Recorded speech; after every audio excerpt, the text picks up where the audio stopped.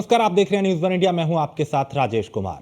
28 साल पहले सुल्तानपुर, प्रतापगढ़ और जौनपुर में भेड़ियों ने 30 बच्चों की जान ले ली थी और अब बहराइच में भी भेड़िया 8 बच्चों और एक बुजुर्ग को अपना निवाला बना चुका है।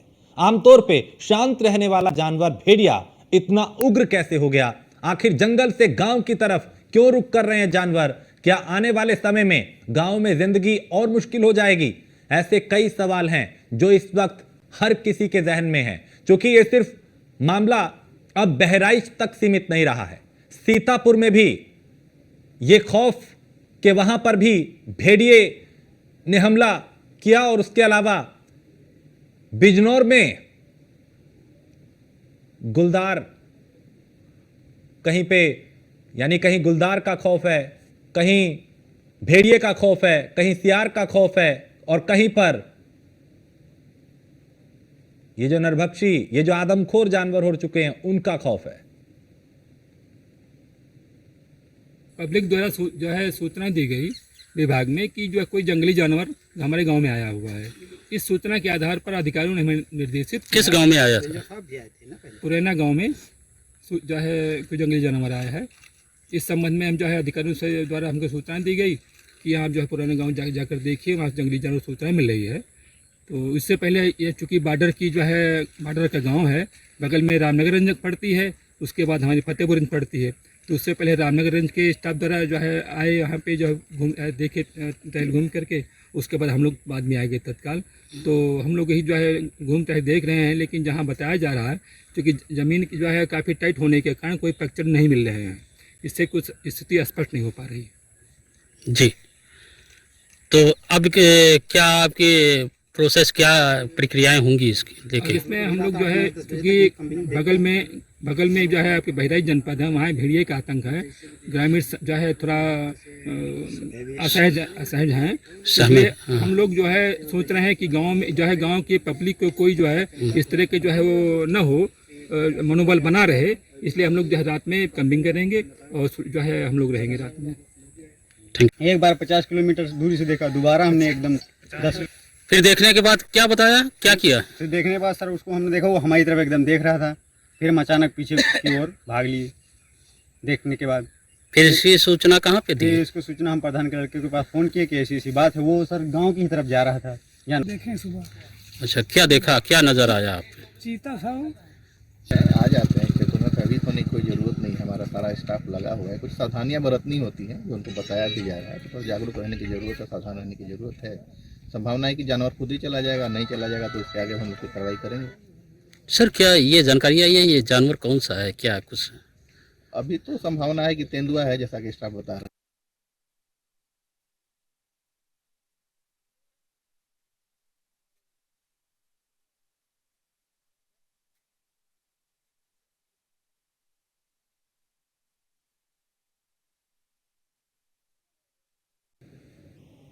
तो हमारे साथ हिमांशु हैं और अमित हैं पीलीभीत से, हिमांशु सीतापुर से और अमित श्रीवास्तव जो कि प्रांतीय महामंत्री हैं उत्तर प्रदेश के, वो भी हमारे साथ जुड़ चुके हैं। लेकिन पहले हिमांशु, आप बताएं, यहाँ पे चूंकि हम देख रहे हैं लगातार, चाहे बहराइच हो, चाहे सीतापुर हो, चाहे कुछ और इलाके भी हैं, लखीमपुर खीरी से भी मामला आया, कहीं बाघ का हमला है, कहीं पे भेड़ियों का खौफ है, कहीं सियार का डर है। यहाँ पे अभी क्या हालात बने हुए हैं, चूंकि लगातार ये जो जंगली जानवर है वो अब रिहायशी इलाकों में आ रहे हैं? देखिए, आज ये दूसरा दिन है, इंडिया की टीम लगातार यहाँ पे मौजूद है और तो कल से लगातार आज तक की बातचीत में फिलहाल लोग दहशत में हैं। लोगों का कहना है वो एक लाल रंग का जंगली जानवर है जिसकी ऊंचाई तकरीबन 3.5 फुट है। वो दौड़ता बहुत तेज है और वो उसका जो मुंह है वो कुत्ते से बड़ा है। लेकिन अभी तक इन सब निशानदेहियों के आधार पर भी वन विभाग सीतापुर इस बात को डिक्लेयर नहीं कर पाया है कि ये आखिर कौन सा जानवर है जो यहाँ पे हमला कर रहा है। इस गांव में जहाँ मैं इस वक्त मौजूद हूँ, यहाँ 5 बच्चों और एक युवक पे इस जंगली जानवर ने हमला किया। ज्यादातर का हमला जो था वो मुंह पे था, युवक के ऊपर जो हमला किया वो हाथ पे था। वो लोग मेरे साथ इस वक्त मौजूद हैं, मैं इनसे बात करूंगा। ये आपका क्या नाम, क्या हुआ था, पूरी बात बताइए, कैसे उसने हमला किया? वो अचानक आया, पहले पैर पे अटैक किया जी। जब पैर छुड़ाने लगे तब हाथ पे अटैक किया, वो सीधे गर्दन पे अटैक कर रहा था। अच्छा। जब उसके बाद जब 10-15 आदमी इकट्ठा हुए, हाँ। तो शोर मचाया, तब वो भगा वहाँ से, किधर की तरफ भागा था? जंगल की तरफ भगा था। देखने में कैसा था, एक बार फिर से बताइए। कुत्ते की तरीके से था, कुत्ते से बड़ा था। अच्छा। लाल रंग का था जी, लाल रंग का था जी। दौड़ता तेज है? दौड़ता बहुत तेज था। एक बच्चा भी साथ में मौजूद है, इसके ऊपर देखिए, आप देख सकते हैं पैर पे हमला किया था, पैर पे पट्टी बंधी हुई है। क्या हुआ था बेटा, बताओ। सामने देखो। हाँ हाँ।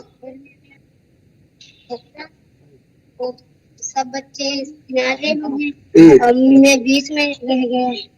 तभी हमने भागने की कोशिश की, अपनी जान में खूब तेज भागा, फिर उसने आके पहले टांग पकड़ लिया, पूरी टांग भर ली मैंने। अच्छा। फिर सब लोग चेर से मारने लगे। हाँ। और हाथ छोड़ फिर हाथ पकड़ लिया, जब भाग। देख सकते हैं। और इसके बाद ये भी जानिए कि किस तरीके की स्वास्थ्य व्यवस्थाएं यहाँ पे उन लोगों को दी गई।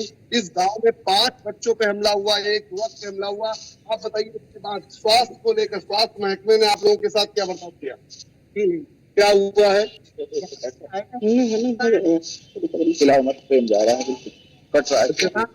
इंजेक्शन लगे आप लोगों के? वो दिक्कत नहीं हो जाएगी, हम खड़े चला लेंगे, दिक्कत नहीं। बेटा तुम्हारा इंजेक्शन लगा है? इंजेक्शन 23 तारीख को लगा। वन विभाग की टीमें कब से वहाँ पे दिखाई दे रही?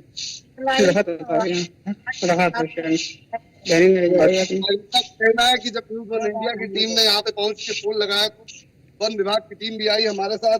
SK वर्मा जी वन विभाग के अधिकारी भी हैं, बहुत हल्के मौजूद है। आपका जो ये आप देख रहे होंगे, क्या लगता है वो किस तरीके से, क्यों इतने बड़े हमले कर रहा है? जी, तो सियार और कुत्ते के ही मिले हैं, बाकी और कोई इससे जंगली जानवर उसके तो मिले नहीं। अच्छा। तो इस तरह की पुष्टि तो नहीं की जा सकती है, दिखता है तो उसके अनुसार जो है की जाएगी। देखिए, बहराइच यहाँ से ज्यादा दूर नहीं है, कुछ ही किलोमीटर पर बहराइच का बॉर्डर लग जाता है। क्या लगता है वही भेड़ियों का झुंड क्या यहाँ पे आ गया है? क्या उनके ऊपर इस तरीके, जिस तरीके से बहराइच पे प्रशासन एक्टिव हो गया है, क्या यहाँ पे भी उस तरीके की तैयारियां की जा रही है? जी जी, जब से ये हमको सूचना मिली है तब से हमारी टीम कोई ना कोई कैंडिडेट यहाँ पर रहता है, बाकी हम सब लोग खुद समय समय पर आते रहते हैं और कॉम्बिंग किया करते हैं। जहाँ की लोकेशन हुई उसको जो है ट्रेस करके। ठीक है हिमांशु, मैं लौटता हूँ आपके पास। अमित जी, ये क्या वजह है कि इन दिनों चाहे बहराइच हो, चाहे लखीमपुर खीरी हो, या फिर कई दूसरे इलाके हैं, पीलीभीत हो, बिजनौर हो, यहाँ पे जंगली जानवरों का जो आतंक है वो ज्यादा देखा जा रहा है, यानी वो रिहायशी इलाकों में आ रहे हैं। क्या वजह है कि ये इस तरह की घटनाएं हो रही हैं, जो जंगली जानवर हैं वो रिहायशी इलाकों में ज्यादा आने लगे हैं, आदमखोर होते जा रहे हैं, लोगों को निशाना बना रहे हैं? जी, आपको बता दूं कि जिस तरह से अब ये चल रहा है कि अब सितंबर में अभी हाल ही में अमित मिश्रा, चूंकि थोड़ी कंफ्यूजन है, अमित हमारे साथ, चूंकि अमित श्रीवास्तव जी भी हैं, ये मैंने उनसे पूछा, मैं आपके पास आता हूं, चूंकि एक नाम है शायद कंफ्यूजन हो गई, मैं आपके पास आऊंगा। अमित श्रीवास्तव जी, आपसे सवाल है मेरा।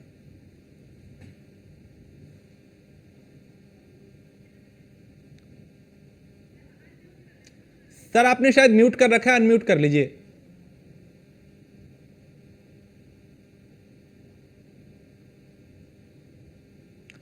जी, मैं यहाँ बताना चाहूंगा कि कोई भी जानवर इंसान के पास नहीं आना चाहता है। कोई भी जानवर, परिस्थितियां उसे इंसान के करीब ले आती हैं। हुआ क्या कि इधर बरसात का मौसम है, जगह जगह पे बारिश हुई और अच्छी बारिश हुई है।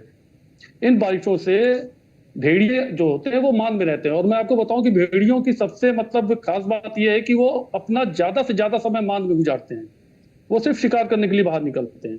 वर्तमान में जो हम लोगों ने पाया कि इनकी मांदों में पानी भरा, मांदों में पानी भरने की वजह से ये बाहर आए, जगह जगह पे पानी भरने की वजह से इनको इनके प्रे नहीं मिले, प्रे मतलब इनके शिकार नहीं मिले, वो भटक के फिर वो शहर की तरफ आने लगे। इसका खास कारण यह होता है कि इंसान का जंगल के अंदर दखल, जो जंगल के अगल बगल के लोग होते हैं वो अपने मवेशियों को ले जाते हैं चराने। तो जब किसी भी जानवर को एक आसान शिकार मिलने लगेगा तो फिर वो कठिन शिकार क्यों करेगा? तो ये हमारी भी जिम्मेदारी है कि हम जंगल से जितनी ज्यादा दूरी बना के रखें, इंसान का जंगल के अंदर जितना कम दखल होगा उतना ही जानवर भी इंसान से दूरी बना के रखेंगे। ठीक है। अमित मिश्रा, पीलीभीत में क्या आलम है? चूंकि बहराइच और लखीमपुर खीरी और बिजनौर, यहाँ पे तो कहीं पे बाघ का हमला हुआ, कहीं पे जो भेड़िया है उसका खौफ है, कहीं सियार का डर है।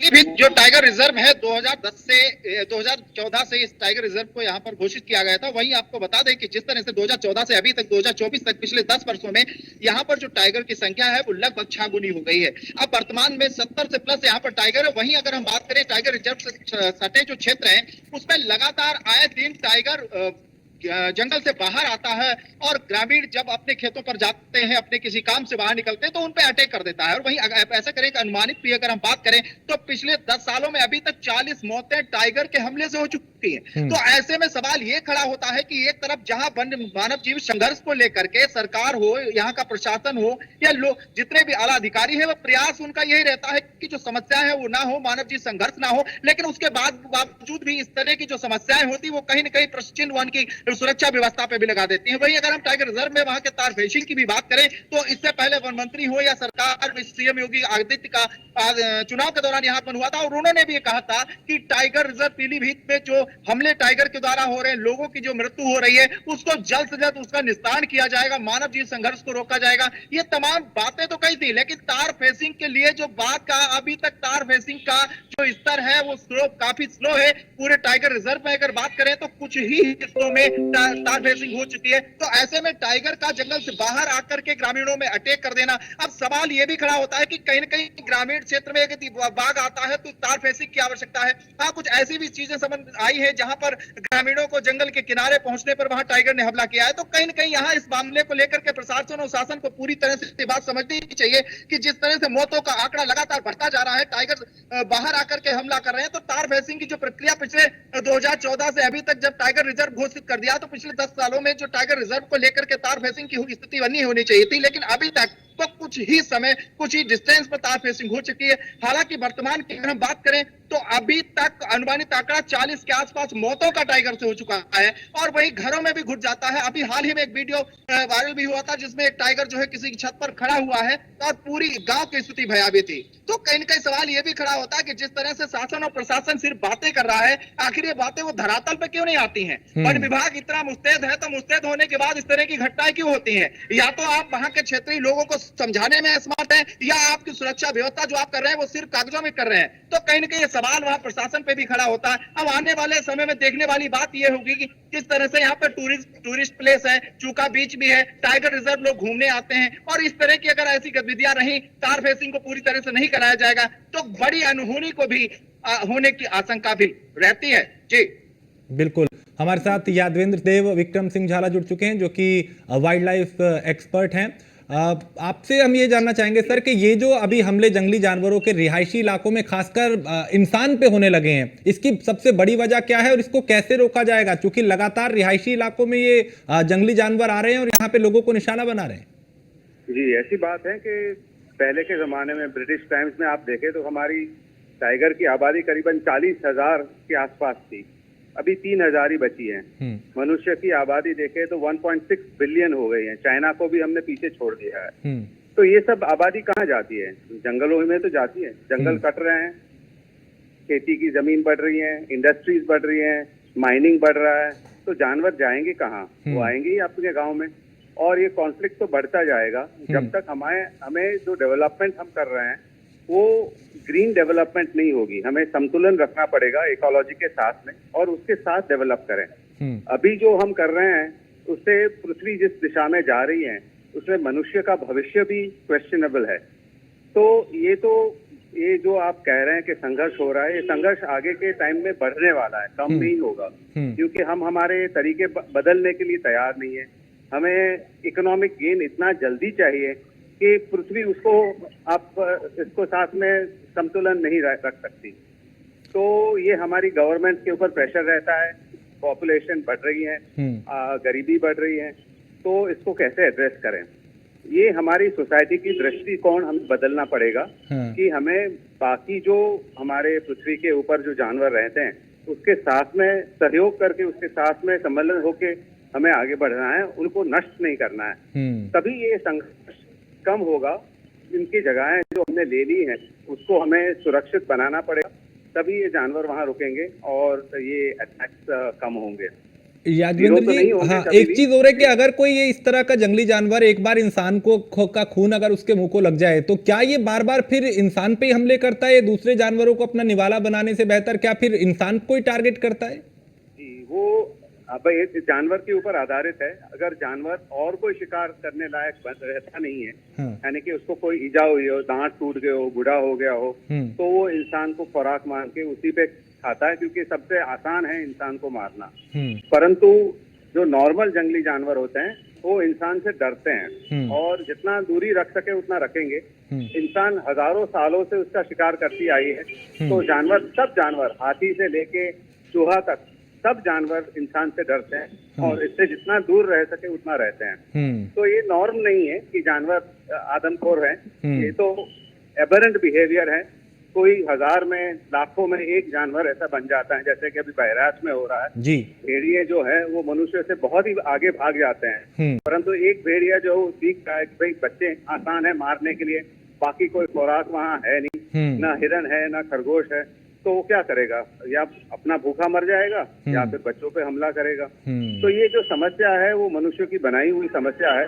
अभी हम उसके ऊपर इमोशनल होके झगड़ा करें तो कोई, it's not individual which is at stake, it's the society which is the problem. बिल्कुल, बहुत शुक्रिया याजेंद्र जी हमसे बात करने के लिए, हमें वक्त देने के लिए। लेकिन हिमांशु, सीतापुर के लोग आखिर खौफ में हैं, इनसे बात कीजिए। क्या आखिरी बार अभी कब इन्होंने इस जंगली जानवर को देखा? कुछ लोग कह रहे हैं भेड़िए को देखा, कोई अलग तरीके की अपनी बात कर रहा है, कुछ लोग ऐसे भी हैं जिन पे अटैक किया गया। देखिए, हमारे साथ कुछ लोग से बात करते हैं, तब आखिरी बार देखे गए थे यहाँ पे। हमारे बच्चे को 22 तारीख को अटैक किया था। हाँ। तब से यहाँ पे हम लोग नहीं देखे, उसके बाद भी हुआ है। अच्छा, 22 तारीख के बाद यहाँ पे नहीं दिखा? नहीं दिखा। अच्छा, 22 तारीख को जब यहाँ पे हमला हुआ तो एक दिन में इतने बच्चों पे एक साथ हमला हुआ, इनके ऊपर हमला हुआ, एक साथ हमला हुआ, एक टाइम था। क्या अकेला था वो जानवर की झुंड में थे? नहीं मालूम। अच्छा, आया है मेरे बच्चे, हाँ ठीक है, यहाँ पे घर के बाद फिर हम मेला मैदान में दोनों, फिर ये वहीं हार में थे, वहाँ पे। देखिए, इनका कहना है कि एक दिन में लगातार 5 बच्चों को एक युवक पे हमला किया। ये भी नहीं लोग यहाँ बता पा रहे हैं कि वो जानवर झुंड में है कि अकेला है। जानवर की लंबाई, उसका रंग, उसका चेहरा और उसके दौड़ने के तरीके को बता के लोग इस बात को अंदाजा लगा रहे हैं कि या तो ये भेड़िया है या कोई और शक्तिशाली जंगली जानवर है। लेकिन अभी इस बात की पुष्टि नहीं हुई है।